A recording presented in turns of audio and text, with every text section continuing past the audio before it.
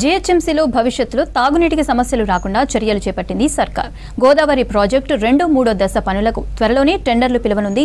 ఇందులో భాగంగా మల్లన్న సాగర్ నుంచి 20 టీఎంసీల వాటర్ ని సిటీకి తరలించేందుకు ఏర్పాట్లు చేస్తోంది.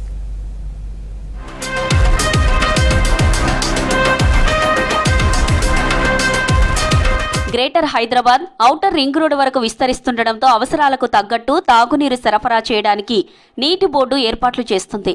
ప్రస్తుతం ఓఆర్ఆర్ పరిధిలోని కొన్ని ప్రాంతాలకు తాగునీరు అందిస్తున్న సంస్థ గోదావరి ప్రాజెక్టు పూర్తయితే అన్ని ప్రాంతాలకు డిమాండ్ తగ్గనుంది. అందులో భాగంగానే గోదావరి ఫేజ్ 2, 3 ప్రాజెక్టులకు ప్లాన్ చేసింది.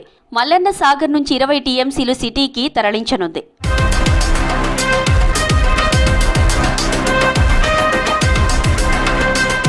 గోదావరి 2-3వ దశ ప్రాజెక్టు పనులను 3 కాంపోనెంట్లుగా విభజించి పనులు చేపట్టనున్నారు అధికారులు. 4671 కోట్లతో చేపట్టబోయే కాంపోనెంట్ 1లో మల్లన్న సాగర్ నుంచి 20 టీఎంసీల రా వాటర్ తరలించనున్నారు. ఇందులో 15 టీఎంసీలు తాగడానికి, మరో 5 టీఎంసీలు ఉస్మాన్ సాగర్, హిమాయత్ సాగర్లో నిల్వ చేసి మూసీ ప్రక్షాళనకు ఉపయోగించనున్నారు.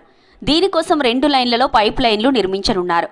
ఘనాపూర్ దగ్గర 1170 MLD కెపాసిటీ ఉన్న వాటర్ ట్రీట్మెంట్ ప్లాంట్ కట్టేలా ప్రణాళికలు రూపొందిస్తున్నారు.